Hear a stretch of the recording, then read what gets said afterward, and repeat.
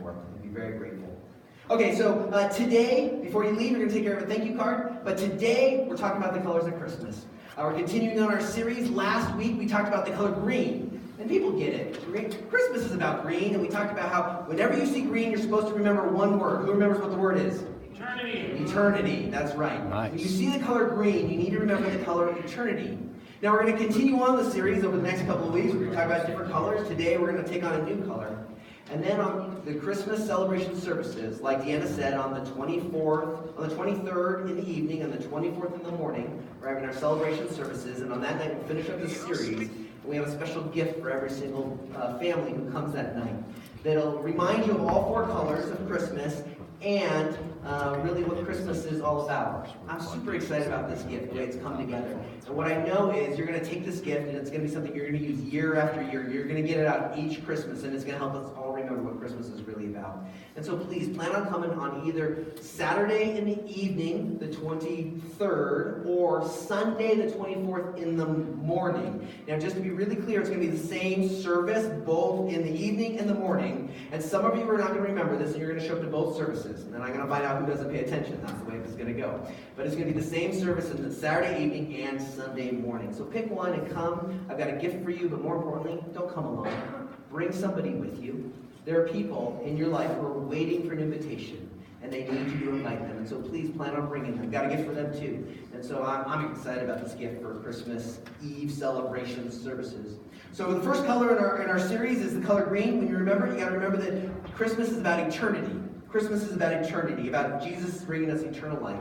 Today, we're going to continue on, and our next color is, of course, blue. Now, I know that for most of us, we don't think of blue as being a Christmas color, right? I know a lot of us are thinking, no, Matthew, we decorate our houses with red, white, and green. I don't know about your blue, but I think what you're going to find today is you cannot understand what Christmas is really about unless you understand Christmas is also about the color blue. Yeah, we decorate our houses in red and green, and yeah, we've got red and green sweaters, and yeah, we've got red and green lights and all these things. But Christmas is not Christmas without the color blue. Let me prove it to you. I heard a story about a school, an elementary school that was doing a play. They were going to do the story of Christmas. Now, this couldn't have been a public school because they were doing the story of the first Christmas with Jesus and Mary and Joseph. So we know it wasn't a Boulder Valley district school, right? If they're telling the real story of Christmas. And we know it wasn't in Acts 12. We know it wasn't a public school. Must have been private or something. But they were telling the real story of Christmas. And so there was one little boy in the class who desperately wanted to be Joseph. And so he began praying, God, please let me be Joseph. Please let me be Joseph. Please let me be Joseph. And the day came when they're handing out all the assignments of who's going to be what. And he got his part, and he was the innkeeper. He was so disappointed. The innkeeper says like what, 3 words total? He was so disappointed. But then he began looking around the room to find out who got the part he wanted, who got to be Joseph. And he couldn't believe it. The one kid in his class who just didn't like got to be Joseph. I mean, this kid's like his arch rival. This is like his nemesis. And he got the part he wanted. He got to be Joseph. And so the new little innkeeper began thinking in his little mind, how can I get back at my nemesis in this play? And you could even hear the gears going in his brain as he began to think how he was going to get back at him. Well, they all practiced their parts. The donkey practiced his part, and the star, and the angel, and everybody practiced their parts. The innkeeper practiced his part, and he knew exactly what he was going to say. The day finally came for the play, and now everybody's up on the stage, and they're doing their parts, and Mary and Joseph and the donkey, they make it into Bethlehem for the day for Jesus to be born. The star is there, shining its light, so everybody knows where to go, and Mary and Joseph walk up to the inn, and they knock on the door. And the innkeeper opens the door, and then with all he could muster, he says, "What do you want?" Like a good innkeeper would say, of course, right? And the Joseph and his Mary, the Joseph, his arch nemesis, is there. He says, "What do you want?" And Joseph says, "Do you have any place for me and for my wife? She's going to have a baby." And the innkeeper knew how he was going to get back at that Joseph. He says, "Sure, come on in, I'll give you the best room." But if you know the story, that's not how it goes. What do you do when people go off script? Everybody on stage knew that wasn't right. Everybody in the audience knew that this wasn't right. What's he going to say? Joseph leaned forward, he looked past the innkeeper, pretended to look into the fake inn. He looks around, he says, "Mary, No wife of mine is going to stay in a dump like this. Come on, let's go around back to the bar. What do you do when people go off script? What do you do when the story doesn't go the way you want it to? What do you do when the story of your life doesn't go the way you want it to? Because for many of us, this Christmas isn't going to go the way we planned it. See, all of us have a script in our mind of what Christmas is going to look like, what it's supposed to be like. We have ideas of who we're supposed to spend Christmas with. We have expectations of what kind of gifts we're going to give. We have hopes and dreams of what we're supposed to do for traditions with our family and who we get to be with. And the list goes on of what our Christmas is supposed to be. We have these scripts in our minds of what Christmas is supposed to be like. But what do you do when reality doesn't match your script? Because for many of us, it's not gonna. In fact, for many of us in the room, it already isn't living up to expectations. For some of us in the room, we're already dealing with hurt. And Christmas isn't the way we want it to be. We have an idea of what Christmas should be like, and then there's a gap. There's a gap between expectations and reality. And we end up frustrated. We end up mad. We end up stressed out. We end up disappointed. We end up sad. We end up with pain. We end up blue. You can't tell the Christmas story without the color blue. See, some of us, we've experienced losses. For some of us, just this year, we look at Christmas ahead and we know that we're not going to get to be with the people we want to be with. Some because they're far away, and some because loved ones have passed. And we can't imagine what Christmas is going to be like without them. And it hurts, and we're disappointed. But for some of us, it's not just this Christmas. For some of us, it's a loved one who we lost years ago. And now it's been multiple years, or maybe even decades. And Christmas never is like we want it to be. And it hurts because someone's missing. Some of us, we're experiencing conflict. We've got that person in our family who we just don't get along with, and every time we're with them, there's a big explosion. And we're thinking, I don't want to be with them at Christmas. It's going to wreck Christmas. I don't even want to be in the same state as them, right? Because we don't get along. There's just this collision. Why can't there be peace? And for some of our families, it's not you and somebody else. For some of our families, it's two other people in the family. Whenever they get together, there's explosion. And we're thinking, could we just not invite them? Would that be okay, right? Because of conflict. And for some of us, these are ongoing conflicts that have lasted decades. And for some of us, maybe it's a brand new conflict with your spouse. And it hurts right now. You're thinking, this is going to be horrible. Some of us are dealing with conflict and it just feels awkward and we don't want to be around people. For some of us, we've experienced a scare. Maybe you've got a family member who's in the hospital right now. I have a family member who just went through open heart surgery. And we're trying to figure out how do we love her and take care of her. And we begin to wonder, is this the last Christmas with her? Or maybe this year you got a diagnosis that something's wrong. Something you didn't want to hear, and you're wondering, will this be my last Christmas? Will I even make it to Christmas? See, some of us have had a scare, and we're worried about this Christmas and how it's going to wreck it and wreck our plans. At Christmas, we often experience disappointment. At Christmas, many of us can't afford the gifts that we want to give our loved ones because they have expensive taste, or we just don't make enough. We want to give them something special, but we don't know how to do it, and so we are disappointed. Some of us will be disappointed because we don't get the gifts that we want, the things that we expect, the things that we need. You know, an iron for ironing your clothes, it's not a good Christmas gift. It's practical, and it might be all you get, and you'll be disappointed. Or maybe you won't get any gifts at all. Some of us find ourselves a little isolated, and there won't be anything. And it leads to disappointment. Some of us will have to work on Christmas Day. Some of us won't be able to be with family because family's far away and we can't afford the plane ticket or the gas in the car. Some of us will be alone on Christmas. And so we're disappointed. See, almost every single one of us in this room has experienced disappointment at Christmas. And if you haven't yet, you will eventually. Many of us are set up to have a blue Christmas. And some of us already feel it acutely. Some of us, it already hurts. When you focus on the circumstances, you may feel blue. If you're doing the fill in the blanks this morning, this is the first fill in the blank. When you focus on the circumstances, you may feel blue. And the thing about Christmas is that Christmas magnifies everything. When things are going good in life and Christmas comes along, then everything's awesome. And we start singing, it's the most wonderful time of the year, and we mean it. But when things hurt, when things are bad, Christmas magnifies that too. And then we're like Elvis, singing It's a Blue, Blue Christmas instead. I don't know which kind of Christmas you're going to have. Is it going to be amazing or is it going to be awful? The reality is, though, that pain has always been a part of the Christmas story. From the very beginning, from the very first Christmas, pain has always been a part of the Christmas story. The very first Christmas included loss, disappointment, stress, pain, fear, and it was blue. So if you're blue this Christmas, you're not alone. If you're blue this Christmas, you're in actually really good company. The first Christmas was blue. Let me show you. Grab your Bible and turn to Luke chapter 1. Hopefully you brought your Bible with you this morning. Hopefully you bring your Bible with you every single Sunday. And if you did bring a Bible with you, there should be one in the seat back in front of you there.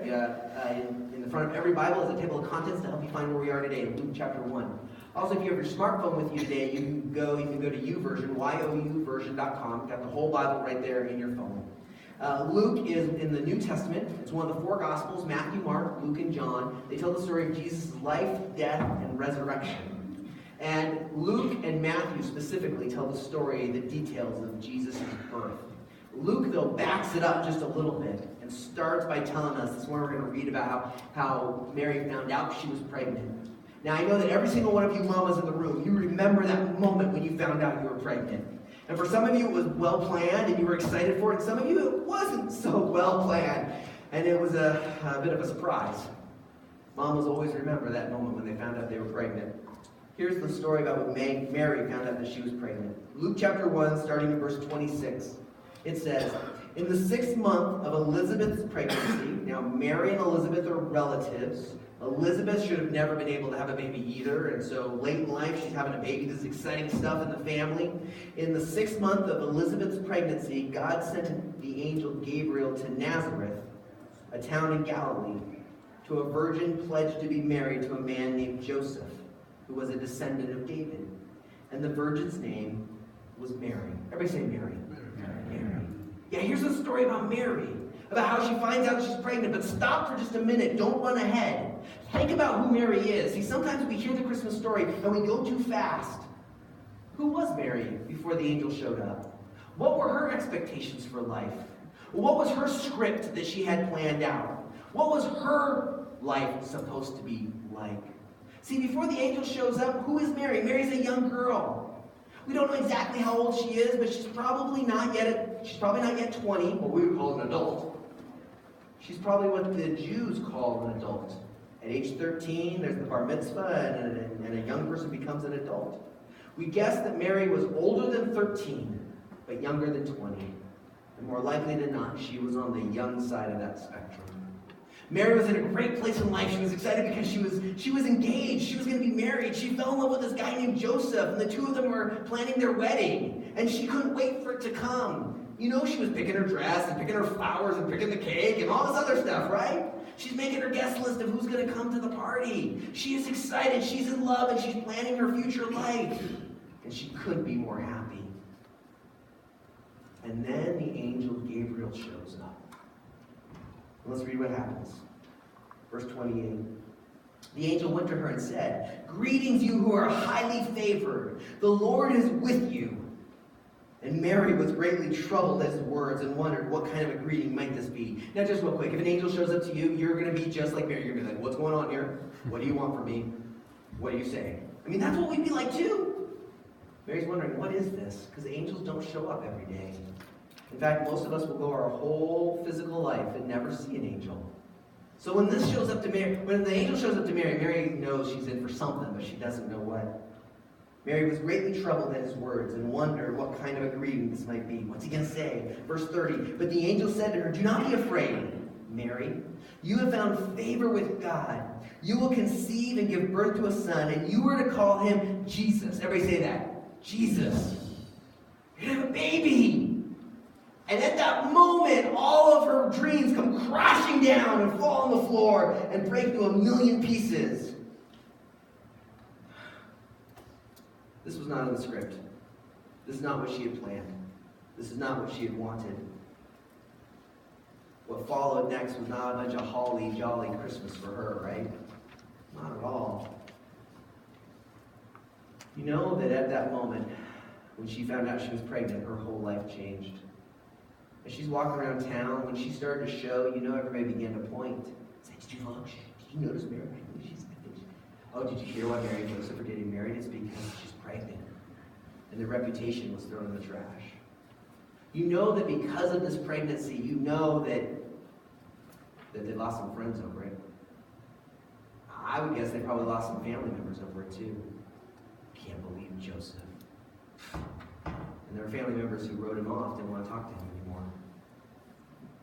They nearly lost their marriage. Remember how I told you that Matthew and Luke both tell the story of Jesus' birth? If you read the story in Matthew, it says that when Joseph found out that she was pregnant, he decided he would divorce her quietly. Because he looks at her and he says, "You're pregnant. By who?" He knows it's not by him. And so he decides, if you've got another guy on the side, I'm out of the picture, I want out. And so he begins filing paperwork to divorce her. I would encourage you to read the rest of the story to find out how that goes with Joseph. It's in Matthew. But they nearly lost their marriage. The two of them had to take a 70-mile-long trip from where they lived in Nazareth to Bethlehem. Now, to give you perspective, that's about the distance from Broomfield to Colorado Springs. Can you imagine walking that?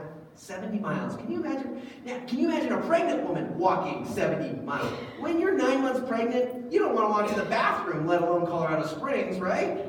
It's too far. And I think that's why a lot of us kind of give Mary a donkey to ride on. Just so you know, the donkey's not in the story. We add that somewhere along the line. I think it's because we're nice and we're like, oh, poor Mary, here, ride the donkey, you know. There's no car, there's no train, ride the donkey. But we don't know that she rode a donkey. All we know is that this poor, pregnant, 9-month pregnant woman had to make a 70-mile trip. And when they get there, she gives birth away from home. Away from a hospital, away from friends, away from family. We don't see anything in the story about a doctor or a nurse or an epidural or anything, right? Poor Mary. Mary gives birth to her baby in an animal barn. And a lot of us imagine the scene like this. We think of the scene as being clean and pure and bright. And we think it was a beautiful moment. In so many ways, you know it was a beautiful moment. A new baby comes into the world, that's an awesome moment. But you know what? It wasn't clean. It wasn't pure. It wasn't bright.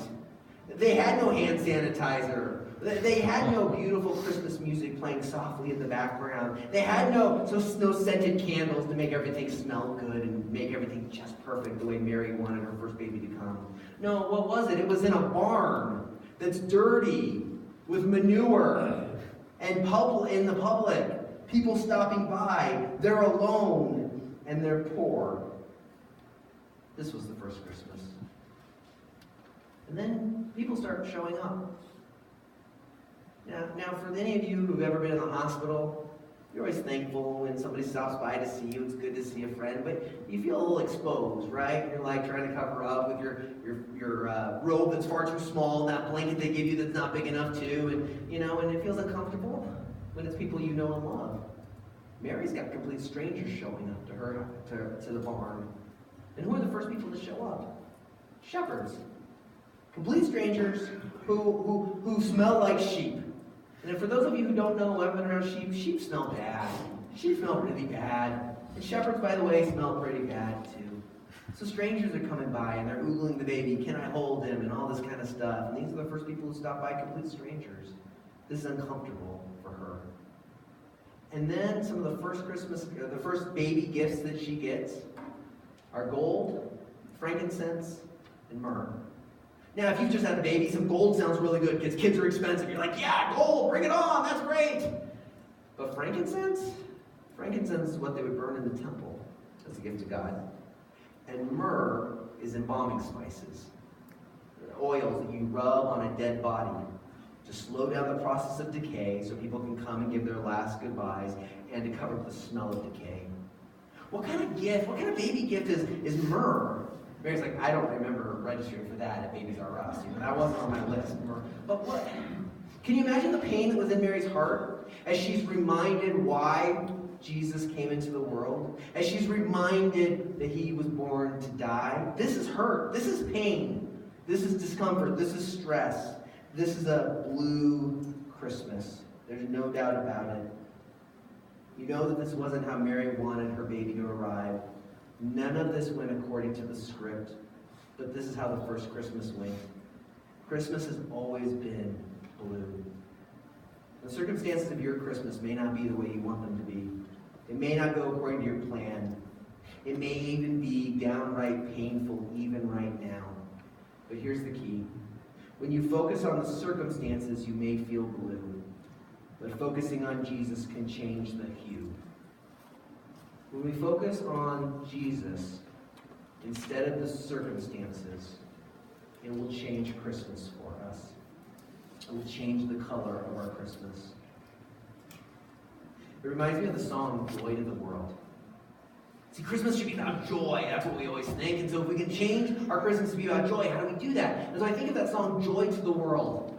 Joy to the world. Why do we sing Joy to the World at Christmas? Is it because we got a smoking deal on Black Friday and we're getting a 55-inch screen TV, flat TV? Woohoo! Is that why we have Joy to the World?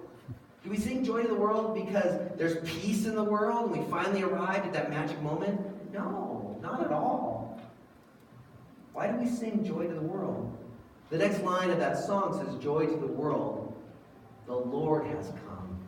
See, the reason we have joy at Christmas is not because of the circumstances, but because the Lord has come. We don't have joy to the world because it meets our expectations. We don't sing joy to the world because it meets our plans. We sing joy to the world because Jesus has come. We need to focus on Jesus, who can change the hue, who can change the color. We need to focus on that baby in the manger who came at the first Christmas, because he's the one who gives us the reason to experience true joy, not just happiness, but true joy at Christmas, because of who he is and what he did. Will you look up another couple of verses for me? Will you turn to the book of Isaiah? Isaiah is in the Old Testament. I know some of you are going to have to use your table of contents to find it, and that's fine. That's not cheating. But the reason I want you to go to Isaiah is for two reasons. Now, we're going to read the same verses that Sean read to us, some of the same verses that Sean read to us this morning.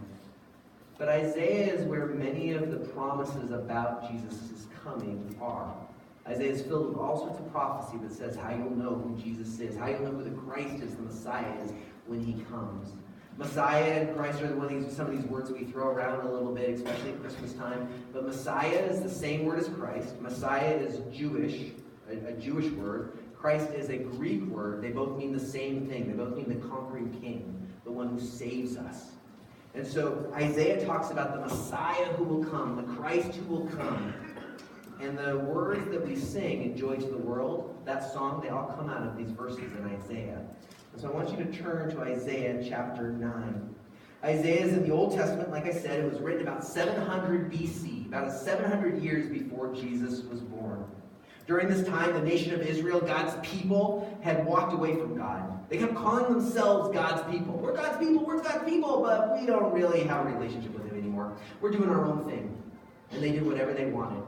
They had traded a relationship with Jesus for any other religion, and anything went. People mixed and matched religion, made up their own stuff, and they were doing their own thing. They didn't care what God wanted for them. They were enjoying their sin, and they had no intention of repenting at all.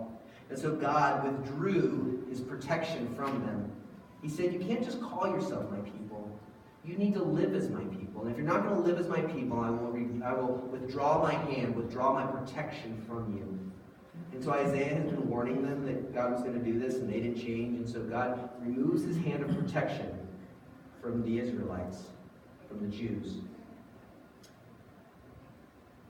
And then as soon as he did, another country attacks the Jews and just destroys them. Another people, the Assyrians, come. And the Assyrians are known for war. They're good at it. And they come in and they destroy all of Jerusalem. They destroy all of Israel. They destroy God's people. People are killed, the temple is burned, taken down to nothing, houses are destroyed, and the few people who are left are hauled off into captivity to be slaves in other countries and other places. And they are no longer any people. They're not a people anymore. And they think that they are done. In the middle of these circumstances, these horrible circumstances, seems like nobody can fix, God gives a promise to Israel, to the Jewish nation, but also to the entire world, including this promise is for you and for me. Isaiah chapter 9, verse 1, God says this, "Nevertheless, despite the circumstances, nevertheless, there will be no more gloom for those who were in distress. In the past, he humbled the land of Zebulun and the land of Naphtali. But in the future, he will honor Galilee of the nations by the way of the sea beyond the Jordan." Now, what's going on here?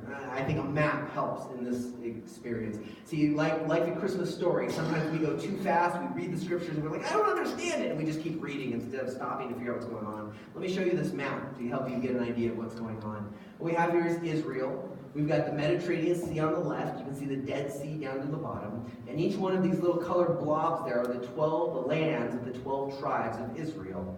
Okay? And so this is where God's people live. This is the promised land. If you know the story of Moses, right? They're going to the promised land, my people go, and all that kind of stuff. They go into this land, into the promised land. And so each of the 12 tribes have their areas. And then God removes his hand of protection, and they're attacked by the Assyrians. The Assyrians attack from the northeast, and they come down from the top. And the first place that they attack is that kind of golden orange area at the top, which is Naphtali. And then below that, the next to be attacked is Zebulun. And so these two areas are the first to be destroyed in the attack. They're just wasted. The circumstances are horrible. And everybody thinks there's no way anything good could ever be rebuilt out of this again. And God makes this promise right here in these verses. And he says, we're going to continue reading, that God's going to say that he will send a child who specifically will honor these two pieces of land. See, these two pieces of land are where Jesus was born and did all of his ministry. Jesus never traveled very far. He never really made it out of that golden area and that burgundy kind of area there at the top. That's where Nazareth is. That's where Bethlehem is. That's where Jesus spent almost all of his time. It was in those two areas there. As he told people about who God was and how to have a right relationship with God and how to be a part of God's kingdom now and forever. And so let's keep reading. Isaiah goes on to describe what's it going to be like when the Messiah comes, when Jesus comes, when this baby comes. Verse 2. "The people walking in darkness have seen a great light. On those living in the land of deep darkness, a light has dawned. You have enlarged the nation and increased their joy." What he's saying is, we live in a dark time, and things are horrible now, but God is going to bring great joy to what should be horrible. He's going to change things. And then he says that he's going to expand the nation. See, no longer is this a promise just for the Jewish people, but this is a promise for all mankind, for everybody. He says, "You have enlarged the nation and increased their joy. They rejoice before you as people rejoice at the harvest." When there's a lot of harvest that comes in, that's worth partying. They rejoice as warriors rejoice when dividing the plunder. For as in the day of Midian's defeat. Now, Midian was another nation that came and attacked the Jews during the time of Gideon, if you know that story. And the Jews won against them, against the Midians. That was great. And everybody celebrated. Woohoo! For as in the day of Midian's defeat, you have shattered the yoke and that burdens them, the bar across their shoulders, the rod of their oppressors. He's saying, remember how you beat those other people in the past? You're going to beat these people too. Verse 5, "Every warrior's boot used in battle and every garment rolled in blood will be destined for burning, will be fuel for the fire." He's saying a day will come when the fighting will be over and there will be real peace. Peace in the land and peace inside, and internal peace. Jesus' coming is described as a great light that shines in the dark spot. Jesus' coming is described as a time of great joy. Jesus' coming is described as a time of peace. These are the things we long for. And then the key verse, verse 6. He says, for to us a child is born. Everything, despite the circumstances, everything's going to be fixed with a baby? For unto us a child is born. To us a son is given. And the government will be on his shoulders. The weight of the world will be on his shoulders. And he will be called Wonderful Counselor, Mighty God, Everlasting Father, Prince of Peace. He will be called, and read these verses with me. He will be called Wonderful Counselor, Mighty God, Everlasting Father, Prince of Peace. It describes Jesus as Wonderful Counselor, Mighty God, Everlasting Father, Prince of Peace. See, despite your circumstances, you can have joy this Christmas because the Messiah, because of Jesus.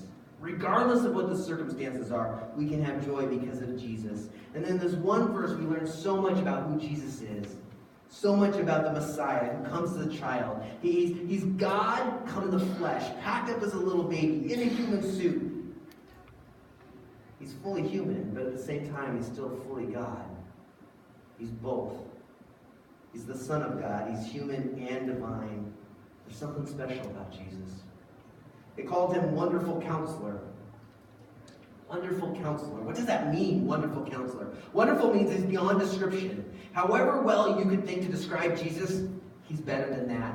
Whatever words you could think of to describe how awesome he is, you don't have enough words. He's better than that. He's wonderful. And then it says he's a counselor. And you know what a counselor is. A counselor is someone who helps you, who listens and helps you. He understands you, helps get things worked out. This means that you can talk to him. You can talk to Jesus. That's what prayer is all about. When we pray, is when we talk to Jesus, that's called prayer. And the great news is that he will listen and understand you, which is fantastic because we sometimes don't listen to each other, do we? Sometimes when we listen, we don't really understand the words. Sometimes we use the same words but different meanings, and sometimes communication is really hard. But it says here that Jesus is our wonderful counselor who listens and understands us. See, sometimes we don't even understand each other. There's such a difference between men and women. Now I know we look on the outside and we're like, yeah, man, woman, different.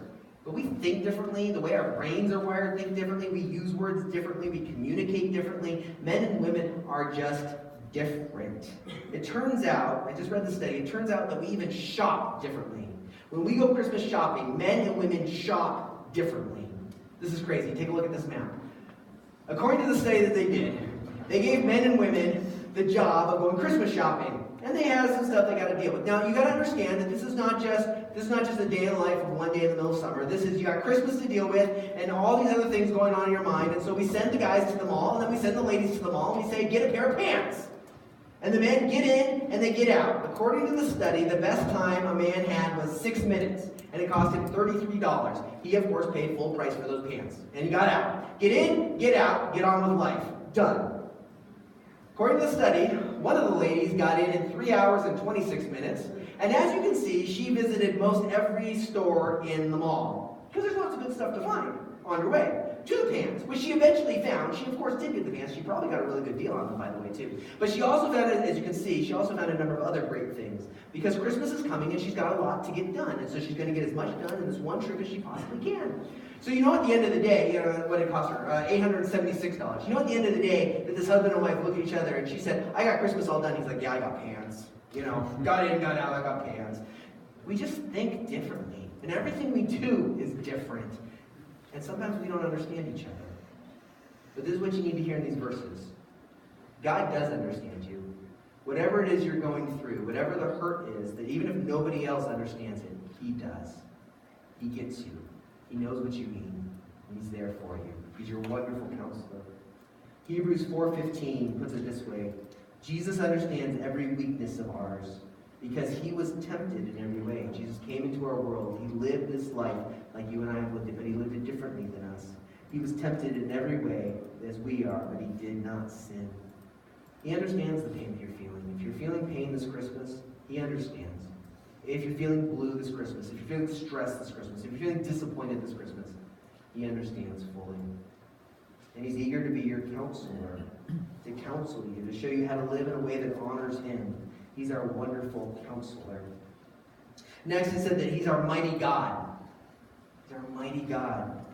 Jesus came as a baby, but he's still all-powerful God, both at the same time. He didn't give up being God in order to come into our world. And because he still is God, it means he can help us regardless of what our circumstances are. Whatever it is you're up against, he is bigger than it. He is more powerful than it. He is still God, and he is there to be with you through whatever you're going through. Whatever you're up against this Christmas. In John 16, verse 33, Jesus says that in this world you will have trouble. You will have trouble. But take heart. Jesus says that he has overcome the world.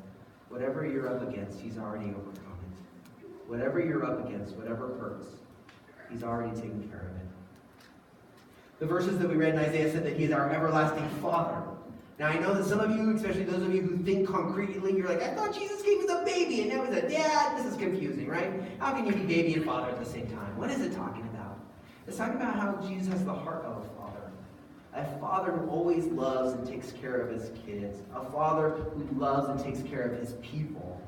And we who are his people, he loves and cares for. A father who supplies for the needs of his kids. And he promises never to abandon us, regardless of what we're going through. Now, some of us are going through some really hard stuff, and we think, oh, where are you? Why are you letting this happen? He hasn't left you. He's with you, and he's going through it with you. He promises to never leave you, never abandon you, never walk away from you. In John 14:18, Jesus says, I will not leave you as orphans. I will come to you. Whatever you're going through, you're not alone. He is with you. And the last description in this verse in Isaiah, Jesus is our Prince of Peace. Now, I remember reading this and thinking, when princes grow up, they become what? Kings. Yeah, a prince should grow up and become a king. And so I was always a little confused by this verse. Is he like young and he's going to grow up and then someday he's going to become king? No, not at all. What it's saying is he is the prince in the kingdom who's in charge of peace. He is like some, let's put this in business sense. He is the vice president in charge of peace. That is his job, is to bring peace. When things are broken, he is the one that puts them back together again. When things are divided, he is the one that brings peace and repairs them. And that's why at Jesus' birth, angels worshipped him with words like this: Glory to God in the highest, and on earth, peace to men on whom his favor rests. That Jesus brings us peace, internal peace, regardless of what the circumstances look like. Prince of Peace has come. Now, when we think about Mary and we think about Joseph, there's no denying it. That very first Christmas was a blue Christmas, full of stress and pain and difficult things. And they had a choice to make.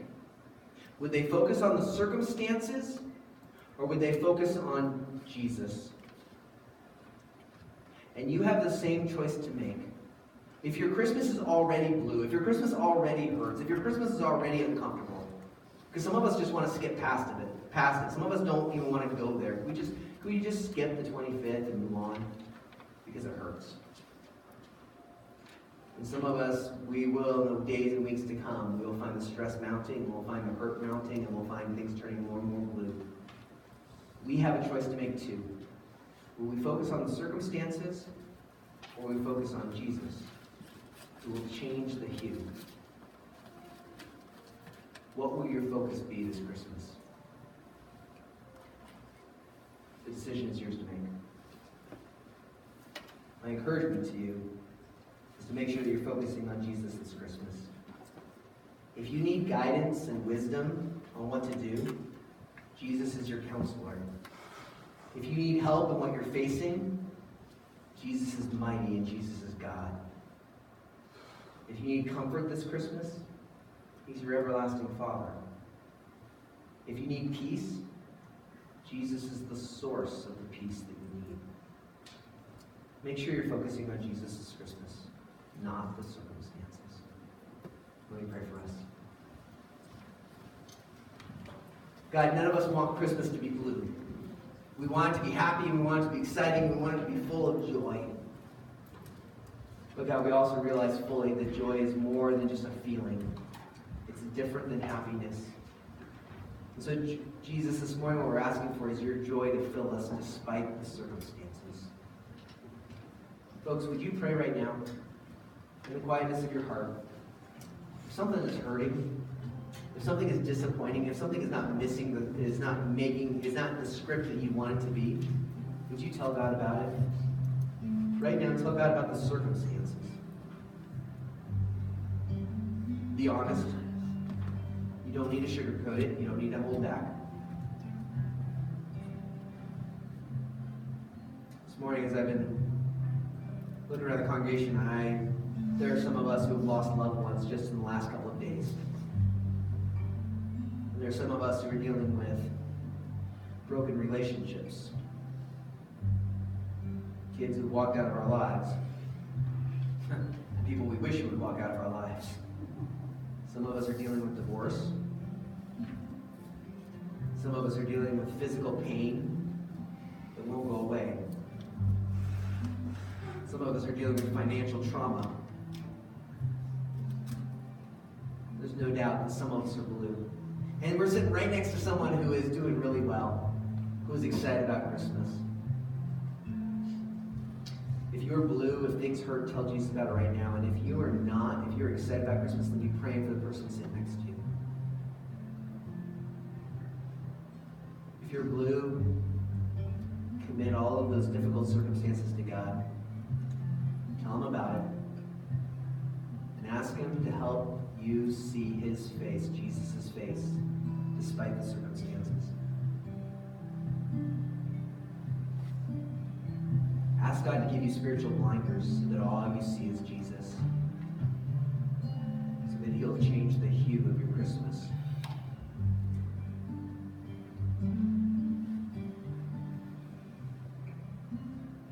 If you're hurting, make that decision that you're going to go after Jesus and not let the circumstances distract you.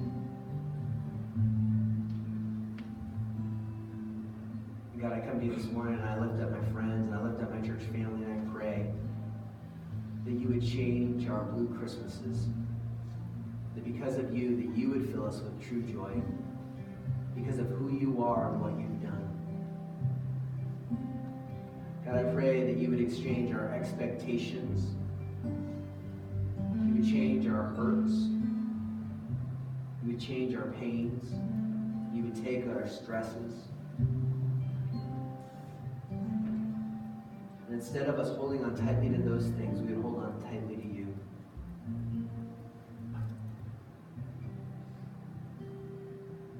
God, I ask that this morning you would wrap your arms around the people who are hurting and let them know your Father's love. God, I pray for the folks this morning who have difficult situations and difficult decisions to make, and I pray that you would be their wonderful counselor who listens and guides. God, I pray for the folks who are dealing with pain and trouble and arguments and bickering. I pray that you would be their peace. God, I pray that we would not miss what Christmas is really about. God, this morning we present all of